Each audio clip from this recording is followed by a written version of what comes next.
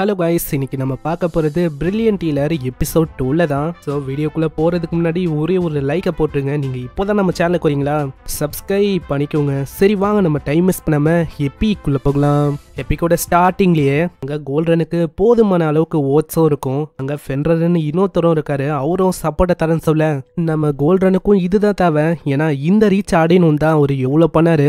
இது எல்லாமே எப்போ ஆரம்பிச்சிருக்கோன்னா magical tool factory explosion incident. அது ஒரு 13 வருஷங்களுக்கு முன்னாடி ஆரம்பிச்ச விஷயம். அந்த டைம்ல அவரோட ரிசர்ச்சும் ரெக்கக்னைஸ் ஆயிருக்காது. வீட்டுக்கு போலான்னு பார்க்கும்போது அந்த இடத்துல ஒரு ஃபயர் இன்சிடென்ட் வந்திருக்கும். அங்க ஒருத்தரை பார்த்தோன்னே அட்லீஸ்ட் ஒரு நோபலை சேவ் பண்ண வச்சு ஏதாச்சும் மாறும் அப்படின்னு நினைச்சு அவரு காப்பாற்ற ட்ரை பண்ணாரு. ஆனா யாருக்கு தெரியும் அந்த 7 கிரேட் நோபல்ல இவரு வந்து ஒருத்தரா இருப்பாருன்னு. அதனால வேற ஒருத்தனோட லைஃப் எனர்ஜியை வச்சு இவன் சேவ் பண்ணிருப்பான். இதையும் அந்த ஃபர்ஸ்ட் செக்ரட்டரி, அதாங்க அந்த குடிக்காரன், அவன் வந்து பார்த்து போட்டோ எடுத்திருப்பான். அதனால வாயை மூடி வைக்கணும்னு சொல்லி அவனை ஃபர்ஸ்ட் செக்ரட்டரியா மாத்திட்டான். அதனால தான் இப்போ வரைக்கும் ஆளு எவ்வளவு ஜாலியா இருக்காரு. தீன் அப்படியே பிரசன்ட் கொண்டு அந்த இடத்துல பெக்கரும் கிரீட் பண்றாரு. கங்க்ராச்சுலேஷன், நீங்க வந்து பிரசிடென்டா ஆக போறீங்க போலயே. ஆமா ஆமா, நீயும் இங்க வந்திருக்கியா? நான் வந்து கேள்விப்பட்டேன்பா. இந்த ஸ்பெஷலான ட்ரெயினி அவன் வந்து உன்னாலதான் உள்ளே வந்தானா? நான் என்ன யோசிச்சேன்னா அவன் கிட்ட ஸ்பெஷலான டேலண்ட் இருக்கும்னு யோசிச்சேன். ஆனா கடைசியில அவன் ஒன்னுத்துக்கும் லாய்க்கு இல்லாதவனா ஆயிட்டான். ஏன் ஏதாச்சும் ஆயிடுச்சா என்ன? அதுவா, அந்த கிராண்டான பேங்க்க்கு நான் இன்வைட் பண்ணேன். ஆனா நான் சொல்லியும் மதிக்காம அவன் டெமி ஹியூமனை ட்ரீட் பண்ண போயிட்டான் எல்லாரும் முன்னாடியும். அதுக்கும் மேல அவன் என்னோட குழுல இருக்கும் போது அவனுக்கே தெரியக்கூடாதா? காமனர்ஸ்க்கு அவளைக்கும் அவன் ஈக்குவலான ப்ரையாரிட்டி தரவே கூடாது. ஏன்னா எப்பயுமே எல்லாரோட லைஃபும் ஈக்குவல்னு கேட்டா அது சுத்தமா கிடையாது. அவன் அப்படி பண்ணனால அவனோட ஸ்டேட்டஸ் தான் இப்போ கெட்டு போச்சு. இதுக்கப்புறம் அங்க பார்ட்டியும் ஆரம்பிக்குது. அங்க அவரு பெருமையா சொல்றாரு, இன்னைக்கு நான் இங்க இருக்கிறேன்னா அதுக்கு கோல்டன் தான் காரணம். அவரு தான் என்ன 13 வருஷத்துக்கு முன்னாடி காப்பாத்தினாரு. அதே மாதிரி இப்ப அவரு தான் ஒரு புது டைரக்டராகவும் மாற போறாரு. அங்க எல்லாருக்குமே அவரு சியர்ஸ்ன்னு சொல்றாரு. சைடு நம்ம ஹீரோக்கும் அந்த போட்டோக்கு அடிக்குது. அதுல நம்ம கோல்டன் ஹீல் பண்ணும்போது கையில தான் நம்ம அஃப்ரேடோ வந்திருக்கான். பக்கத்திலேயே ஒரு உமனும் இருக்கு. அதை பார்த்து அந்த பொண்ணு ரொம்ப ஷாக் ஆகுறா. அட இவங்க. இதுக்கப்புறம் சீன் அப்படியே பிரசன்ட்டுக்கு வந்து அங்க அவரு ஏந்துக்கிறாரா. இந்த இடத்துல அவருக்கு எதுவுமே புரியல. பெக்கர் முன்னாடி வராரு. இது எல்லாத்துக்குமே காரணம் நம்ம பெக்கர் தான். பெக்கர் தான் எல்லாரோட ஒயின்லயும் பாய்சனை கலந்துருக்காரு. என்ன பெக்கர் சொல்ற, பாய்சனா? பாய்சனு மெடிசனு எல்லாமே ஒரே சைட்ல இருக்க ஒரு காயின் மாதிரி தான். முக்கியமா சொன்னா இதுல நான் ஸ்பெஷலிஸ்ட்னே சொல்லலாம். அதே மாதிரி நான் கொடுத்த பாய்சன்னால கிட்டத்தட்ட ஒரு 10 நிமிஷம் தான். 10 நிமிஷத்துக்கு மேல யாராலையும் தாக்க பிடிக்க முடியாது. கண்டிப்பா இறந்துருவாங்க. ஆனா நீ கவலைப்பட வேணா, உன்னால அட்லீஸ்ட் ஒரு 15 நிமிஷம் தாக்கு பிடிக்க முடியும்னு நினைக்கிறேன். ஏன்னா உனக்கு பாய்சனை ரொம்ப கம்மியா தான் நான் செலுத்திருக்கேனே. என்ன பெக்கர் சொல்ற, எனக்கு புரியல. உனக்கு இன்னுமா புரியல? 13 வருஷத்துக்கு முன்னாடி நீ பண்ண அந்த இன்சிடென்ட் அது உனக்கு ஞாபகம் இருக்கா? அந்த இன்சிடென்ட்டை பத்தி உனக்கு எப்படி தெரியும்? எல்லாத்துக்குமே தேங்க்ஸ் சொல்லணும். அந்த குடிக்கார பாண்டு, அந்த மிஸ்டர் பாண்டுக்கு தான் நான் தேங்க்ஸ் சொல்லணும். ஆனா அவ்வளோ சீக்கிரத்துல உண்மையெல்லாம் சொல்லல.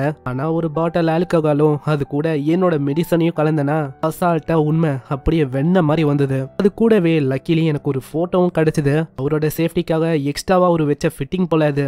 அதனாலே என்னவோ தெரியல, அது எனக்கு லாபமா போயிடுச்சு. அதுல நீ பண்ணிய சாக்ரிஃபைஸ் அது உனக்கு ஞாபகம் இருக்கா? நீ என்ன சொல்ல இருக்க, அவங்க எல்லாம் சாக போற ஆளுங்க. நீங்க சொல்றது உண்மைதான், அவங்க எல்லாம் சாக போற ஆளுங்களாவே இருக்கட்டும். ஆனா நீங்க நல்லா பாத்தீங்கன்னா அதுல அல்ஃபிரேடும் தான். ஆனா அவன் உயிரோட தானே இருந்தான். அது கூடவே நீங்க தப்பான ஆளை தேர்ந்தெடுத்துட்டீங்க. அங்க ஒரு பொண்ணு இருந்தா அது யாருன்னு தெரியுமா? அது என்னோட ஃபியான்சே. தப்பு பண்ணிட்டீங்க.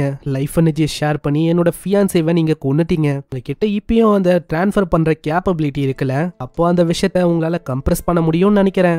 அப்பனா இங்க இருக்கிற நிறைய பேர்ல இருந்து உங்களால லைஃப் எனர்ஜி எடுத்து உங்களோட இதை கம்ப்ரஸ் பண்ண முடியும். யாரோட லைஃப் எனர்ஜியை எடுக்க போறீங்க? வழக்க போல அந்த ஃபென்ரர், அந்த நோபல், அவரை நீங்க காப்பாத்த போறீங்களா இல்ல உயிருக்காக உங்களை நீங்க காப்பாத்த போறீங்களா? இரு, உன்கிட்ட ஆன்டிடோட் இருக்கு தானே. ஆனா அதுக்குள்ள அவரும் ஒரு ஒயினை குடிக்கிறாரு. குடிக்கும் போதே அவர் சொல்றாரு, இது போதும்னு நினைக்கிறேன். இப்போ நான் குடிச்சேன், இதுலயும் பாய்சன் இருக்கு. இப்போ உங்ககிட்ட எக்ஸ்ட்ராவா இன்னொரு ஆப்ஷன் இருக்கு. ஒண்ணு, மத்தவங்களோட லைஃப் எனர்ஜியை வச்சு என்ன காப்பாத்தணும். யாருக்கு தெரியும், என் கிட்ட ஆன்டிடோட் இருக்கவும் செய்யலாம். இல்லனா நீ என்ன காப்பாத்தலாம், இல்லனா உன்னை காப்பாத்திக்கிறதுக்கு நீ வழியை தேடலாம். இது கேட்கிற அவருக்கு நம்ம பெக்கரை நம்ப முடியல. இதனால மத்தவங்களோட லைஃப் எனர்ஜியை யோசிக்காம அவர் எடுக்கிறாரு. அப்பனா நீ வந்து இதை தான் பண்ண போற. ஆமா, இந்த மாதிரி இவங்க எல்லாம் எதுக்கு இருக்காங்க? இவங்களோட டியூட்டி என்ன காப்பாத்தணும், அதுக்காக தான் இவங்க இருக்கிறாங்களே. ஆனா இப்போ நீங்க தப்பு மேல தப்பு தான் பண்றீங்கன்னு நான் சொல்லுவேன். எல்லாருமே பாய்சன் குடிச்சாங்க, ஆனா அதுலயும் கம்மியா குடிச்சதுன்னா அது நீங்க தான். அப்படி உங்களை காப்பாத்திக்காம நீங்க மத்தவங்களுக்காக உங்களோட உயிரை நீங்க கொடுத்தீங்கன்னா மத்தவங்களுக்கு எதுவுமே ஆகாது. முட்டாள்தனத்தை நான் பண்ண மாட்டேன். நான் எதுக்கு என்னோட உயிரை மத்தவங்களுக்காக கொடுக்கணும்? என்னோட லைஃப் அதுக்கு வேல்யூ ரொம்ப அதிகம். என்ன நீங்க திரும்பவும் அந்த லைஃப் வந்து ஈக்குவல் இல்ல அப்படின்னு தான் நீங்க சொல்ல போறீங்களா? ஈவன் உனக்கே தெரியும் காயினுக்கு கூட இவ்வளவு வேல்யூ இருக்குன்னு. கோல்டு, சில்வர், காப்பர்னு ஒரு காயின் இருக்கு, எல்லாத்துக்குமே தனித்தனியான வேல்யூஸ் இருக்கு. அதேதான் இங்கேயும். இனி ஒரு சொல்றாரு, அங்க பெக்கருக்கும் இருமும் போது ரத்தமாவதா இந்த டைம்ல நம்ம ஆளுங்க அங்க வராங்க. ப்ரொஃபசர் பெக்கர், நாங்க வந்து போட்டோஸை பார்த்தோம், அதுல உங்களோட ஃபியான்சையோட போட்டோ வந்தது, அதனால நீங்க ஏதாச்சும் பண்றீங்களான்னு நான் பயந்தேன். அதே மாதிரி தான் இங்கேயும் ஆயிருக்கு. போனா இதெல்லாம் பண்ணது நீங்க தானா? ஏன் இப்படி பண்றீங்க? உனக்கு தெரியாது, ஏன்னா நானும் என்னோட ஒய்ஃபும் எவ்வளவு சந்தோஷமா இருந்தோம் தெரியுமா? ஸ்டார்டிங்ல நாங்க ஒரு புது ஹீலரா இருக்கும் போது அவளுக்கு ஒரு ஆசை இருந்தது, ஹீலரா மாதிரி எல்லாரையுமே நம்ம காப்பாத்தணும்னு. ஆனா அதுக்கப்புறம் அந்த இன்சிடென்ட் வந்தது, அதுல அவ இறந்து போயிட்டா. எனக்கு என்ன தெரிய வந்ததுன்னா அவ அந்த எக்ஸ்ப்ளோஷன்ல இறந்து போயிட்டா அப்படின்னு தான் நான் யோசிச்சேன். ஆனா அது ஒன்றும் உண்மை இல்ல. எனக்கு அஃப்ரேட் வழியா தெரிய வந்தது. எல்லாத்துக்கும் காரணம் இவன் தான், இந்த கோல்டன். இவனுக்கும் அந்த இன்சிடென்ட்டுக்கும் லிங்க் இருக்குன்னு தெரிய வந்தது. நான் அஃப்ரேட் அவளைக்கும் இன்ஃபர்மேஷனை சரியா சொல்லல, அதனால நானா தெரிஞ்சுக்கிற மாதிரி இருந்துச்சு. அதனால தான் என்ன வர வச்சிங்க, இன்ஃபர்மேஷன் உங்களுக்கு கிடைக்கவும் செஞ்சது. ஆனா அதுக்குன்னு நீங்க வந்து இப்படியெல்லாம் பண்ணக்கூடாது. இத்தனை பேரோட உயிர் எடுக்கிறது ஒரு தப்பான விஷயம் ஆயிடாதா? ஏன்னா இவங்க எல்லாருமே இன்னோசென்ட்டான ஆளுங்க. உங்களோட ரிவெஞ்சுக்காக பண்றது தப்பு இல்லையா? ஆனா அந்த கோல்டன் அவன் வந்து உண்மையிலேயே ஒரு ட்ராஷ் தான். அவன் என்னோட கேர்ள் ஃப்ரெண்டுக்கு இப்படி பண்ணியிருந்தா நானும் கண்டிப்பா ரிவெஞ்ச் எடுப்பேன். இருந்தாலும் இது வந்து தப்பு தான், அப்படி பண்ணக்கூடாது. நான் நிறைய அப்பாவிங்களோட உயிரும் இதுல போகுது. ஜெனோஸும் கிறிஸ்டனை சமாதானம் பத்துறான். அங்க போகும்போதே ஜெனோஸும் சொல்றான், அன்னைக்கு நீங்க கேட்டீங்களே, நீங்க காயினை கீழே போட்டு எந்த காயினை நீ தேர்ந்தெடுப்பேன்னு. நானா இருந்தா எல்லா காயினையும் தான் எடுப்பேனே, ஏன்னா எனக்கு எல்லாமே சமம் தான். இங்க இருக்கிற ஒருத்தவங்களும் போரான பேக்ரவுண்ட்ல இருந்து வந்தவங்க தான். அதனால இவங்களை என்னால அப்படியும் விட முடியாது. அப்படியே விட்டா நீங்க ஒரு கொலையாளியா எல்லாரும் முன்னாடியும் இருக்கிற மாதிரி இருக்கும். அதனால எல்லாரையுமே அவன் ஒரே நேரத்துல ஹீல் அப்படின்னு சொல்லி எல்லாரையுமே அவன் ஹீல் பண்றான். அட நீ என்ன பண்ணிருக்க, ஹீல் வந்து வேலைக்கு ஆகுது, ஏன்னா இது வந்து ஒரு டெம்பரரியான விஷயம் தான். இல்ல ஹீலிங் வந்து காயத்தை ஒண்டி சரியாக்குமான்னு கேட்டா அது கிடையாது. உடம்பையும் என்ஹான்ஸ் ஆகும். சோ கொஞ்சம் கொஞ்சமா டாக்ஸின் கம்மியாகும். இது அவரால் நம்ப முடியல. அவருக்கும் கொஞ்சம் கொஞ்சமா டிசப்பியர் ஆகுமா. அப்புறம் தான் அவருக்கு புரியவே வருது, அங்க எல்லாரையுமே அவன் ஹீல் பண்றானா. இதை பார்த்து அவரு ரொம்ப ஷாக் ஆகுறாரு. ஒருத்தனால இத்தனை பேரை ரொம்ப நேரத்துக்கு எப்படி ஹீல் பண்ண முடியும்? அங்க யார் யாரெல்லாம் வீக்கா இருக்காங்களோ அந்த பொண்ணும் கிறிஸ்டனும் ஒருத்தங்களையும் ஹெல்ப் பண்றாங்க. அங்க இன்னமும் அவரால் நம்ப முடியல, எப்படி இவனால இதை பண்ண முடியுதுன்னு. இது காமன் நாலேஜையும் தாண்டி அப்பாற்பட்டதா இருக்கு. அவருக்கு இன்னமும் புரியல. ஏன்னா இங்க இருக்கிற எல்லாருமே ஹீல் பண்ணிட்டா இந்த கொஸ்டின் அது வந்து ரிப்பீட் ஆயினே தான் இருக்கும். லைஃப் அது வந்து ஈக்குவலா கேட்டா அது கிடையாது அப்படின்னு தான் எல்லாருமே சொல்லுவாங்க. நான் உண்மையிலேயே லைஃப் வந்து ஈக்குவல் தான். ஆனா இப்ப நான் என்ன பண்றது? ஒரு சைடு இவங்கள பார்க்கும்போது அவங்க ஒய்ஃப் வந்து ஆசைப்பட்டிருப்பாங்க எல்லாரையுமே ஹீல் பண்ணோன்னு. உங்களோட ஸ்பிரிட் இவங்களுக்குள்ள இருந்தா எப்படி இருக்கும், அந்த மாதிரி ஒரு ஃபீலிங் அவருக்கு வருது. அதனால கடைசியா அவர் ஒத்துக்கிறாரு. அங்க தேங்க்ஸ் சொல்றாரு. அதே மாதிரி ஒருத்தங்களா அங்க ஹீல் ஆகுறாங்களா, கடைசியில அங்க கோல்டன் ஒண்டி ஹீலே ஆகல. அடே பொடிப்பையிலே என்ன ஏன்டா ஹீலே பண்ணல நீ?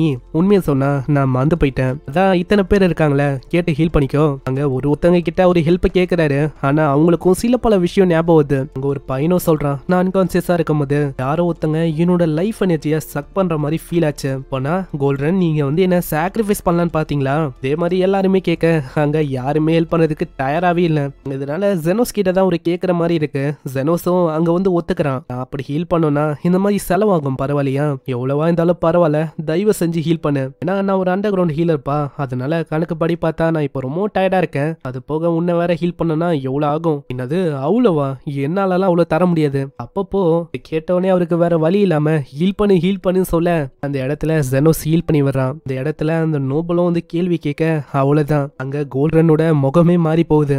அவருக்கும் எல்லா விஷயமும் தெரிய வந்திருக்கும். இதுக்கப்புறம் அவங்க எல்லாருமே நம்ம பெக்கரை இன்வெஸ்டிகேஷன் பண்றாங்க. அங்க இன்வெஸ்டிகேஷனுக்காக அந்த நைட்டு பொண்ணையும் வர சொல்லியிருக்காங்க. என்ன நீ பாக்கணும்னு சொல்லி வர வச்சே என்ன? இல்ல அப்படியெல்லாம் இல்ல. இதை கேட்டோன்னே அவளோட முகமே அங்க மாறுது. அத நம்ம பெக்கரே சொல்றாரு. உண்மையா சொன்னா அந்த விஷயத்த அவர் பண்ணதுக்கு காரணம் அந்த 13 வருஷத்துக்கு முன்னாடி அந்த இன்சிடென்ட்டை திரும்பவும் ரீக்ரியேட் பண்ணுன்னு சொல்லி தான் அவர் பண்ணாரு. உண்மையிலேயே பாய்சனை கொடுத்ததுன்னா அந்த பெக்கருக்கும் அவருக்கும் தான். இந்த மாதிரி அவரு உண்மையை பார்க்க ஆசைப்பட்டாரு. அவர் வந்து என்ன பண்ணோன்னு. ஏன்னா அப்பதான் அவரோட உண்மையான முகம் அங்க வெளியில வரும். ஆனா இவரு எதிர்பார்க்காத ஒரு விஷயம், அந்த டைம்ல யாரோ ஒருத்தங்க அந்த லீத்தல் பாய்சனை மாத்தி வச்சுட்டாங்க. இதனால எல்லாருமே அங்க மயங்கி போற மாதிரி ஆயிடுச்சு. இவரோட பிளான் படி அந்த ட்ரக்னால யாருமே பேரலைஸ் தான் ஆகணும். ஆனா யாரோ ஒருத்தங்க மாத்தி வச்சிருக்காங்க. ஜெனோஸ் சொல்றான், அது வேற யாரும் இல்ல, அஃப்ரேட் தானே? ஆமா நீ கரெக்டா சொல்ற. அவனும் அங்க இருந்திருக்கான். மறைமுகமா வந்து மத்த ஹீலர்ஸ் கூட அவன் இருந்திருக்கான். அப்போனா உங்க மேல தப்பு இல்லல, ஏன்னா நீங்க ஒன்னும் அதை மாத்தல. உண்மையை சொன்னா நான் கில்ட்டா இருக்கேன், அதை நான் உணர்ந்தேன் மரியாதை மாத்திருக்காங்கன்னு. நான் என்ன யோசிச்சேன்னா இந்த மாதிரி அப்படி இறந்து போனா எல்லாருமே இறந்து போயிடுவாங்களே அப்படின்னு தான் யோசிச்சேன். ஆனா உண்மையிலேயே இவர் மேல தப்பு இருக்கதா, இதனால அந்த பொண்ணு கேட்கறா ஏதாச்சும் பண்ண முடியுமான்னு. உடனே கிருஷ்ணாவும் சொல்றா என்னோட பதவியை வச்சு இவரு தப்பு பண்ணலன்னு சொல்லி நம்ம வெளியில ஏத்தலாம், அதனால பிரச்சனை இல்ல. ஏன்னா ஜெனோஸ் வந்து எனக்கு உதவி பண்ணிருக்கான், அது முன்னாடிலாம் இது எதுவுமே இல்ல. அவரு சொன்னா நான் என்ன வேணாலும் பண்றதுக்கு தயாரா இருக்கேன், ஈவன் ட்ரெஸ் கூட அவுக்கிறதுக்கு. ஆனா அதுக்குன்னு நீ இதெல்லாம் லவுடா சொல்லணுமா என்ன? இதுக்கப்புறம் அந்த பொண்ணு சொல்றா இதுக்கப்புறம் நான் உங்களை தான் நம்புறேன், நீங்க தான் பண்ணணும் ஏதாச்சும். அங்க ஜெனோஸ் கிட்ட போகும்போதும் சொல்றாரு நீ வந்து அதை நோட்டீஸ் பண்ணியா, இந்த போட்டோல இருக்கிற அல்ஃபிரட் அவரை பத்தி தானே, அதே மாதிரி இப்ப அவன் உயிரோட இருக்கான், இப்போ இந்த விஷயத்த நடக்க விடாமையும் நீ பண்ணிட்ட, அதுக்கு காரணமோ ஜெனோஸ் நீ தான். இப்போ நெக்ஸ்ட் டார்கெட்டா நீயா கூட இருக்கலாம், கொஞ்சம் ஜாக்கிரதையா வேறு. ஏதோ ஒண்ணு எனக்கு பாசிபிளா எனக்கு சேர வேண்டிய அந்த அமௌண்ட் வந்தா போதும். அங்க போகும்போதும் நம்ம கிருஷ்ணா வந்து அப்படியே சொல்லிக்கினே இருக்கா ஜெனோஸ் உங்களுக்காக நிறையவே எஃபோர்ட்டை போட்டு உங்களை மீட் பண்ணணும்னு எவ்வளவு விஷயத்த பண்ணிருக்காரு. அங்க இப்படி அவளோட ட்ரூ ஃபீலிங்ஸா வெளிப்படுத்துறால, இப்போதான் ஒரு உண்மையை உடைக்கிறாரு. ஜெனோஸ் எதுக்கு இதெல்லாம் பண்ணிருக்கானா, இப்போ நான் ஒண்டி ஒரு கொலையாளி அப்படின்னு தெரிய வந்தா அவ்வளவுதான், அந்த பொண்ணோட கரியர் போயிடும், அவளோட பொசிஷன் நீக்கப்படும், அதை அவன் விரும்பல. சோ அதுக்காக தான் அவன் பண்ணான். என்னது அப்படியா? உண்மையிலேயே ஜெனோஸ் வந்து எல்லாரையுமே காப்பாத்திட்டான், அந்த காயினை பிக் பண்ண மாதிரி எல்லாரையுமே அவன் காப்பாத்திட்டான், ஈவன் நம்ம கோல்டனையும் கூட. அப்போனா ஒரு காயினா உங்களையும் அவன் காப்பாத்திருக்கான் இல்லையா? ஆமா, உண்மையிலேயே ஒரு கிரேட்டான மேன் தான். அதுக்கப்புறம் இது எல்லாத்துக்குமே மெயின் காரணமா இருக்க இன்னொரு பர்சனை காட்டுறாங்க. இவன் தான் அஃப்ரேட கூட இருந்திருக்கான், அஃப்ரேட பண்ண வச்சதும் இவன் தான். ஜஸ்ட் மிஸ்ஸுப்பா, அங்க வந்து நல்லா போச்சு எல்லாமே. ஆனா அதுல ஒண்டி அவன் இன்வால்வ் ஆகாம இருந்தா இவ்வளவு பிரச்சனை வந்திருக்குமா, இன்ட்ரெஸ்டிங்கான ஒரு டேட்டாவும் கிடைச்சிருக்கும். ஆனா ஏதோ ஒன்று அஃப்ரேட், நீ இன்னமும் எனக்கு தேவைப்படுவ, அதனால இன்னமும் என் கூட இருக்கணும் நீ. இதுக்கப்புறம் நம்ம ஹீரோ அந்த இடத்த விட்டு போறான். அங்க போகும்போதே அவங்க சொல்றாங்க நீ வந்து அதுல பாராட்ட வாங்கலையா, எல்லாத்தையும் பண்ணது நீ தான், இல்ல எனக்கு இந்த லெட்டரே போதும் அப்படின்னு அவன் போக ஆரம்பிக்கிறான். அங்க லிலியும் சொல்றான் பாய் யூ மீன், அதே மாதிரி ஸ்டேஞ்சர் பிரதர் உங்களுக்கும் பாய். கேக்குற அவனுக்கு ரொம்ப சந்தோஷமா இருக்கு, ஏன்னா முதல் முறையா நம்ம லிலி பிரதர்ன்னு சொல்லியிருக்கா நம்ம கிருஷ்ண. அதே மாதிரி போகும்போதே அங்க கேமலா ஒரு ப்ராஃபஸியை சொல்றான், இப்படிதான் லைசன்ஸே இல்லாத ஒரு ஹீலர் எல்லாத்தையும் சால்வ் பண்ணாரு, ஆனா இதுக்கப்புறமும் இன்னமும் ஒரு இன்சிடென்ட் நடக்க போகுது, போதும் நித்திரியா இந்த மாதிரி ப்ராஃபஸியை நீ சொல்லாத இப்படின்னு இவனோட வாழ்க்கை ரொம்பவும் நல்லா போகுது. இங்கே இந்த சீசன் 1 ஒட்டுமொத்தமா முடியுது. நடுவுல கொஞ்சம் குழப்பத்தோட போயிருக்கும், ஆனா அதுக்கப்புறம் தான் கடைசியில நம்மளுக்கு தெரிய வந்திருக்கும் இவ்வளவு பெரிய விஷயத்த நம்ம ஹீரோ சால்வ் பண்ற மாதிரி ஆச்சுன்னு. சீசன் 2 கூடிய சீக்கிரத்துல வரதுக்கு வாய்ப்பு இருக்குன்னு நினைக்கிறேன். ஏன்னா சீசன் 2ல நிறையவே மிஸ்ட்ரி இருக்கு. ஹீரோவோட டீச்சர் யாருன்னு தெரியல, அதே மாதிரி கடைசியா காட்டின அந்த வில்லக்காரன் அவனை 2 எபிசோட்ல காட்டியிருப்பாங்க, அவனும் சீசன் 2ல அநேகமா வருவான்னு நினைக்கிறேன். சோ பார்க்கலாம் எப்போ ரிலீஸ் ஆகுதுன்னு. ரிலீஸ் ஆனா கண்டிப்பா கம்யூனிட்டி போஸ்ட்ல அப்டேட் பண்றேன், மறக்காம சப்ஸ்கிரைப் பண்ணிக்கோங்க. இந்த அனிமே எப்படி இருந்துச்சுன்னு கீழே கமெண்ட் பண்ணி சொல்லுங்க. நான் உங்களை நெக்ஸ்ட் அனிமேல சந்திக்கிறேன். தேங்க்யூ ஃபார் வாட்சிங். சைனரா.